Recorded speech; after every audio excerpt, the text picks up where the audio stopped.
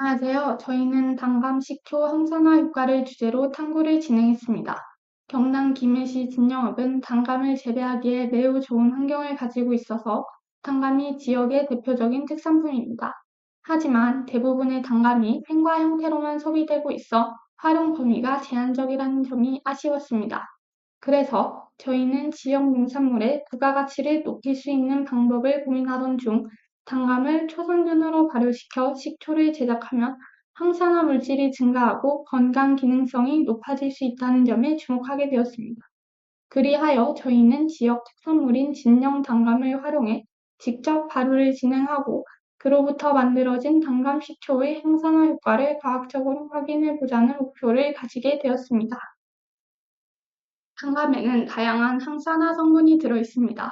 먼저 비타민C는 수용성 항산화제로 우리 몸속에서 활성산소를 제거해 세포 손상을 막아줍니다.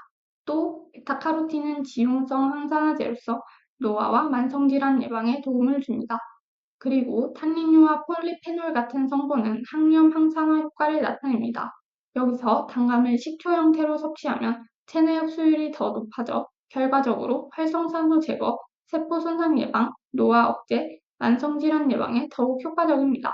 저희는 단감의 이러한 성분이 발효를 통해 얼마나 변화하고 항산화 효과가 얼마나 강화되는지를 과학적으로 확인해 보고자 했습니다. 단감의 효능을 탐구하기 위해 저희는 직접 단감 식초를 제조했습니다. 단감 식초는 두 단계의 발효 과정인 효모 발효 과정을 거쳐 알코올이 식초의 주요 성분인 초산으로 변하게 돕는 과정을 거칩니다. 이렇게 두 단계의 발효 과정을 잘 이루어져야 단감 식초의 고유의 향, 맛, 그리고 기능성 성분이 형성됩니다. 또 식초가 제대로 만들어졌는지를 확인하기 위해 저희는 식초의 산도 기준을 2.6 이상이 충족하는지를 살펴보았습니다. 이를 위해 당도와 총선을 직접 측정하는 실험을 진행하였습니다. 다음은 단감식초의 항산화 효과를 알아보기 위한 실험입니다. 먼저 준비물로는 비커, 피펫, 마이크로튜브와 렉, 뷰렛, 단감식초의 시료, 에탄올, DPPH 용액, 증류수, 그리고 분광 광도계를 사용하였습니다.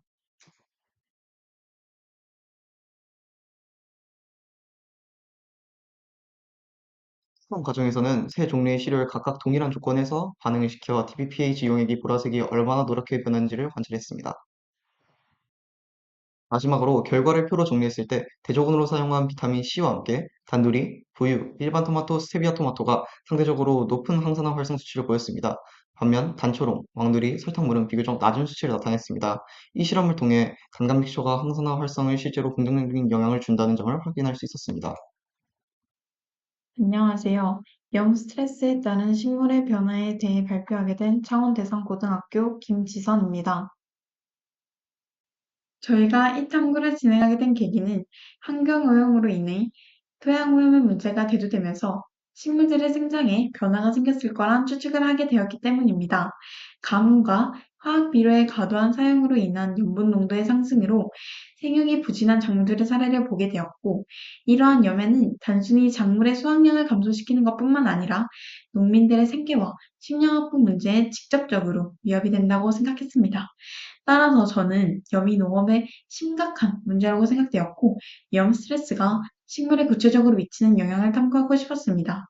이와 더불어 염 스트레스에 대해 알게 되면 식물을 보호하고 피해를 최소화할 수 있는 새로운 작물의 품종을 개발하거나 시효율적인 토양 관리 기술에 대해 연구의 필요성을 제공할 수 있다고 생각했습니다.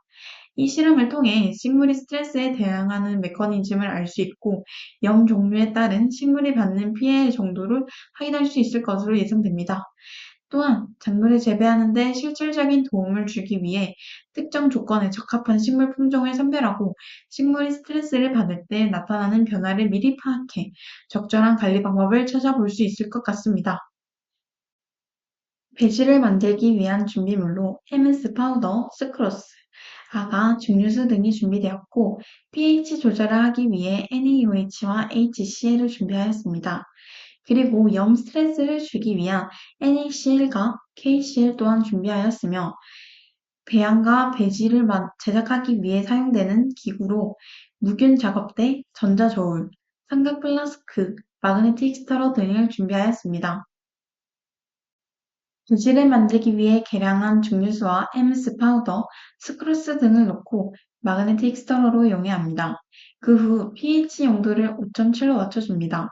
아가를 넣고 용해한 뒤 증류수를 추가해 최종적인 볼륨을 맞춰줍니다.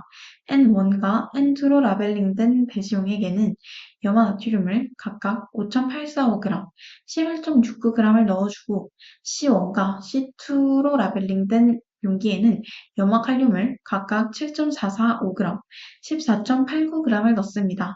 그 뒤에 배지를 굳히기 위한 용기에 계량에 옮겨 담아 한 종류당 5개의 배지를 만들어줍니다.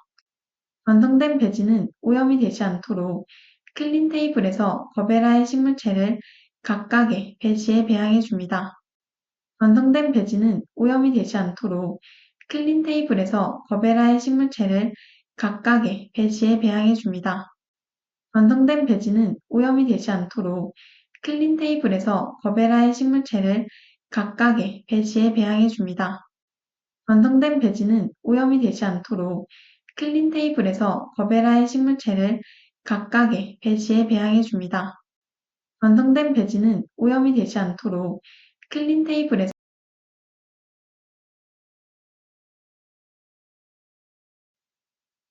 아직 결과가 나오진 않았지만 염이 들어간 배지에서 키워진 거베라들은 죽거나 시들었을 것이고 N2가 N1보다, C2가 C1보다 상태가 안 좋을 것 같습니다. C2 배지 중 한 곳에 곰팡이가 폈지만 다른 배지에서 결과를 도출할 수 있을 것으로 예상됩니다.